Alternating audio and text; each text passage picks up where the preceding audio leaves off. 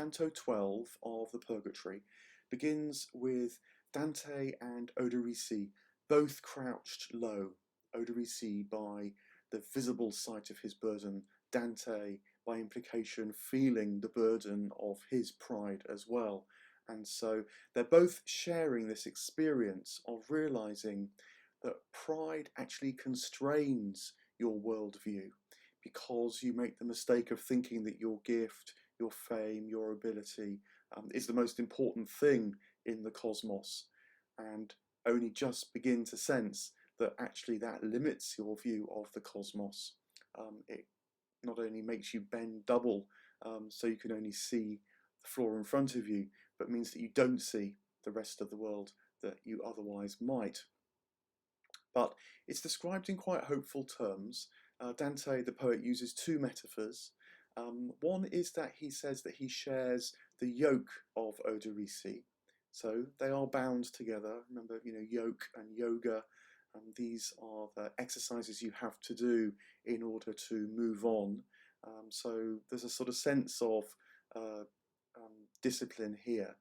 But of course, it also brings to mind Jesus' remark about how my yoke is easy and my burden is light. That there's another side to this yoking, which is the side of release. So there's those two poles which are so important here in Purgatory, keeping both in sight as you work things through. He also uses the word pedagogo to describe Virgil. It's sometimes translated as kind teacher, but it's an interesting little word because, as the commentators remark, it probably refers to a word used in Paul's letter to the Galatians. It's an odd word in the New Testament because it's one of these hapax legomenon, these words that only occur once, and sometimes they're really crucial words. And so you feel that Dante would know that, so he's alluding directly to this reference in Galatians. And if that's right, it throws something up about what Dante is implying by his presentation of things here in the Purgatory particularly, which I've been picking up on. It's this sense that he's advocating moving on from the usual church rituals, church doctrines, church way of doing things in order to move into wider life. And why that links with this hapax here of pedagogo is because in Galatians, Paul uses the word to say that the law was the kind teacher making us ready for Christ. So the implication here is that the church has been the kind teacher making us ready for the fullness of Christ as well. But much as Paul was advocating moving on from the law, so I think too Dante is making this allusion that he's arguing moving on from the church too. It's not dissing the church, of course, but it is using it as a wellspring to move much further than seems possible when constrained by the church. I think that is part of the dynamic that's going on, because quite quickly in the canto, Virgil says, look, everyone has to follow their own path, so we must now move on too. And Dante notices that as he stands up again and joins Virgil, he's much lighter. He's really quite surprised by this, that the burden of his own weight that he'd felt since he's been in Purgatory, aligned with his Adam body, he now feels that this has been alleviated quite substantially. I think it's because he's becoming more aligned with his soul rather than with his body, so with his immortal aspects rather than his mortal aspects. And that has become possible precisely because he's letting go of the gravity of earthly life, the sort of self-importance, you might say, of earthly life, which of course feeds into pride, and is realizing that he's got a whole aspect of levity within him, which he, though, doesn't possess. And that's why it can precisely carry him higher, carry him to a life much wider than just the life that he was aware of and thought he could control. This is the aspect of Jesus' saying that my burden is light, my yoke is easy. But Dante describes this in a really significant way because he says that his soul was shrunken. And I think that's a way of capturing this new state, because it's not that the minute you feel lighter, you think that you've got it, that as it were, your soul fills up with pride almost as soon as it's realized that it's moved on, which of course is the great difficulty with pride. It's why it's such a relentless theme. But Dante's saying, at least in this instance, him knowing that his soul is shrunken, he's kind of saying that his sense of himself has become smaller, but that is precisely what enables him to sense so much more than himself. That's the dynamic. So humility there is a spiritual state of mind. A phrase that I think captures the attitude is that it's life in the service of wider life. That is why service is perfect freedom. It's not a sort of moral, I must be humble, I must demean myself. It's remember the sea right at the bottom of purgatory and then having to move to the lowest point. And the significance of that is that everything can flow into it, like everything flows into the sea. And so I think that his lightness here now is because the lightness of heaven's levity is flowing into him and lifting him up. Remember that these references to body and soul in the medieval world were much more phenomenological descriptions rather than physical descriptions. They didn't have this dualistic split between the material world as if it's one thing and the immaterial world as if it's another. Rather, they went from what they felt most directly. They realized, as it were, that these scientific ways of describing things are just abstractions that carry some truth, but they're not actually reality in itself. They're just a way of trying to engage with reality. And so similarly, using the phenomenological experience of what it is to be alive, realizing that you can be more aligned to a sort of heavy, weighty, gravitational side of yourself that can get bogged down with pride, or you can align with the more soulful, expansive, lighter side that like the wind, as it were, is receptive to the incoming spirit. That is what he's beginning to really be able to inhabit now. And it's like it's a very basic part of this journey up purgatory. It's, as it were, the first crucial step. Commentators remark that Dante doesn't make such fast spiritual progress anywhere else in purgatory, although there's plenty more to discover and learn. I think that's because this sense of the contracted soul that can see more, because it's open to more soul, it's a sort of basic aspect of, you might say, perception. He's beginning to really see and know in his being that there's so much more than himself, although he's completely part of that wider being as well. So they move on and leave Oderisi behind, and Virgil says to Dante, look down again. But this is a very different experience. He does, and he sees in the floor of this terrace another set of amazingly well carved images that look just as alive as real life. And they, though, turn out to be a different kind of rehearsal from the images they'd seen on the walls of Purgatory, the little moments of release that Mary knew when she said yes, that Trajan knew when he turned to the widow. Instead, these are a series of figures that some of whom they'd encountered or had knew were there before. They're people who weren't able to make the releasing move. It starts off with Lucifer, who of course they'd seen frozen in hell. He's now locked into an image here on Mount Purgatory. The next figure they see is Briareus, the giant who Dante had actually asked to see in the Inferno, but Virgil had said, no, he's way too terrifying. Well, now Dante can look at him in this super lifelike image, and he sees that he hasn't got all the heads and arms that he had feared. Actually, he's just bound in chains. He's able to see things more clearly, and so look at some of the things which he couldn't see before. But also he looks at them very differently. There's a whole series of these figures, Saul, Sennacherib, and various figures, some mythological, some biblical, some historical, all figures who seem to be bound down by their pride. But Dante looks at them with a kind of pity, with a sort of love and lament. He says the experience was like going into a church where you see lots of tombstones embedded in the floor of the church, and you wonder about the lives lived. You grieve the loss of all those people. So it's with a much softer heart now that he sees these figures. And I think it's an interesting contrast to the previous lamentation of Dante, if you remember, where he had lamented um, earthly rulers, where he'd lamented Florence. He'd even, wondered why God sort of bothered with the world.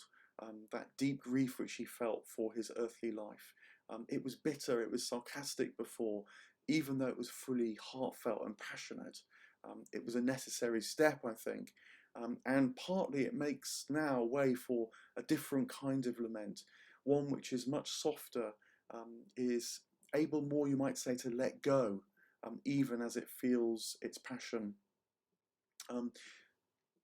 He names these figures as he walks over the images, and commentators have noticed that Dante, the poet, actually uses an acrostic to govern these tercets. Each line begins with a particular letter, and if you put those letters together, it makes a word.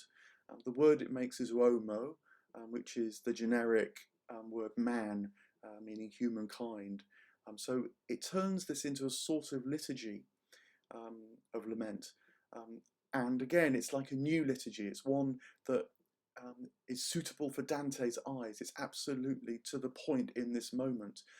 You might even wonder whether he's kind of co-creating it with the divine grace that is carving these images. They're kind of psycho-spiritual images rather than, great physical monuments.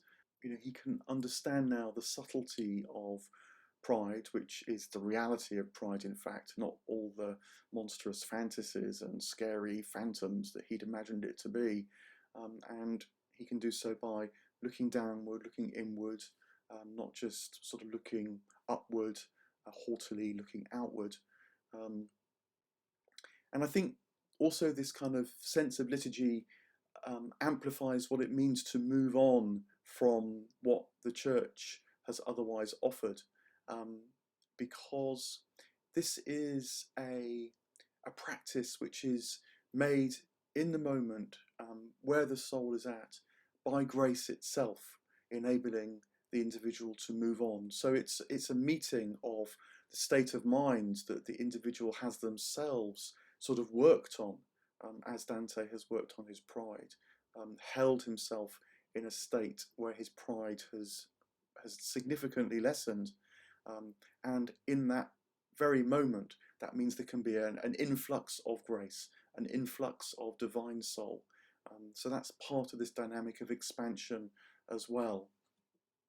It's why it's so crucial to move on from literal, fundamentalist, regimented, guilt-driven, even spiritual practices, constantly to try and find that edge where you are learning from what you've worked on, but are constantly prepared to let it go, to move into the more, to play with it, in the rich sense of Donald Winnicott, constantly be at the edge of where you're at and where you might go next, taking risks even, looking in different ways. Virgil then comments to Dante that it's now about noon. He does so in his usually beautiful ways, making cosmic references. He says it's now the sixth handmaiden of the day. Each hour of the day was seen to be the kind of handmaiden of the dawn, leading on to the next stage. Virgil also remarks that, remember, this day will never come again, stressing the present moment and the importance of that, because that's the moment of change. And also this new freedom here, that because what's seen, the gifts which are given are trusted and they're realised as part of divine abundance.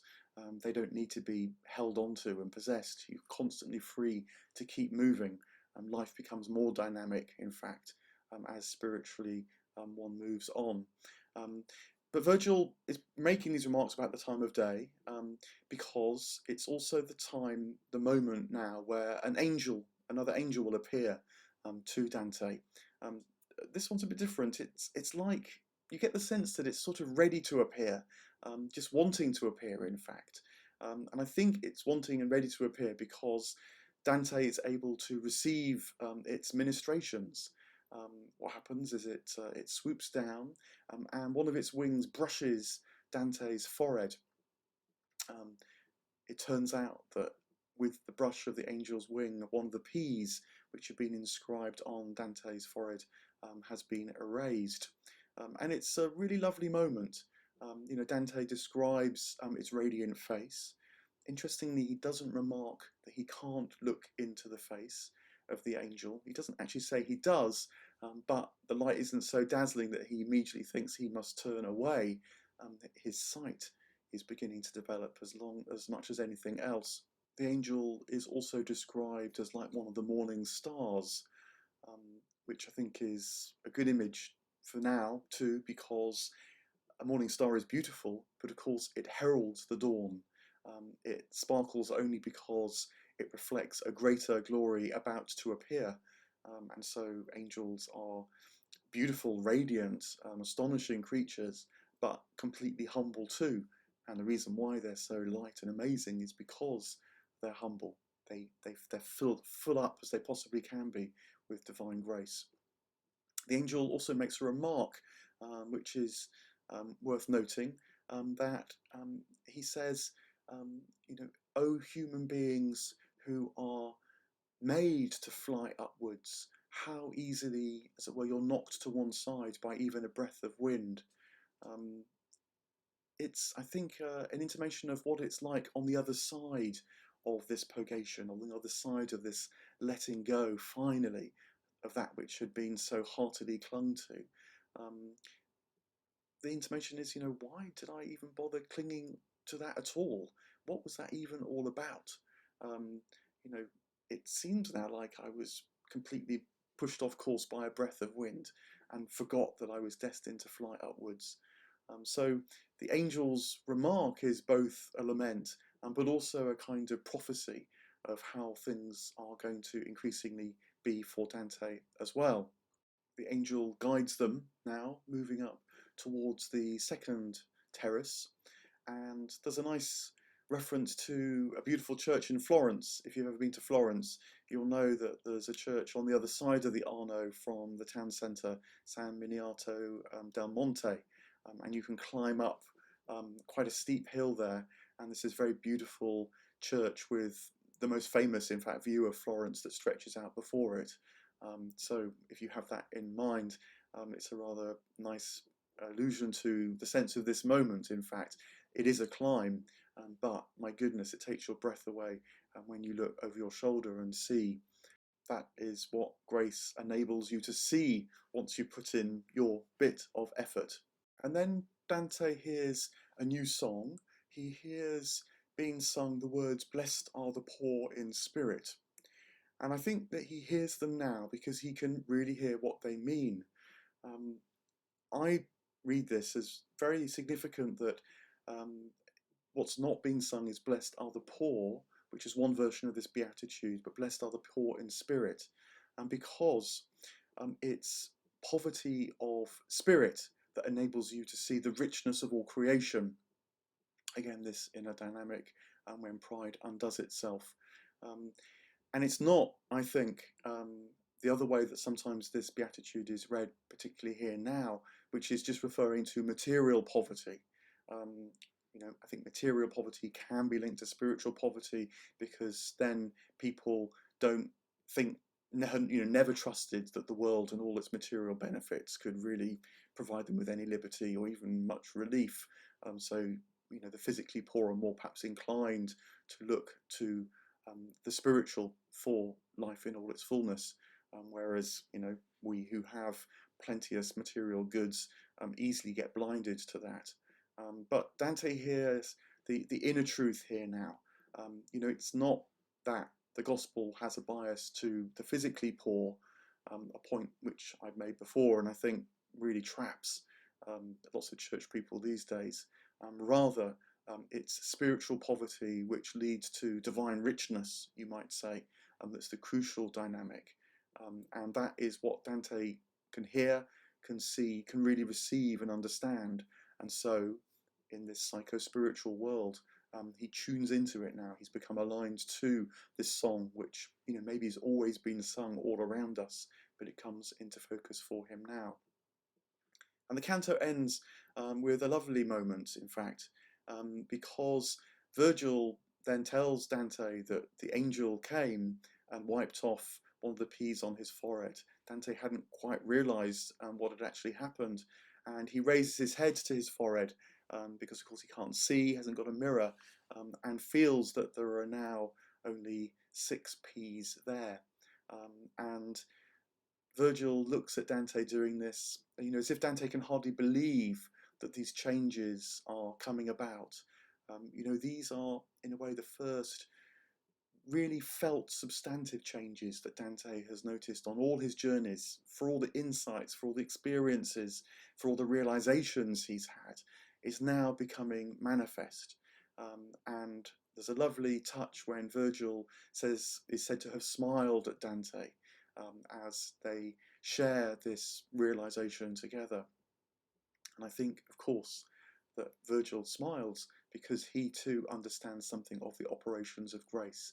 He can feel the delight on the other side of sin and the struggle. He can feel the presence of the new law of love, which can overwrite everything that's come before, much as an angel can just swoop down and remove the P from Dante's forehead. This is much part of Virgil's progress as it is Dante's.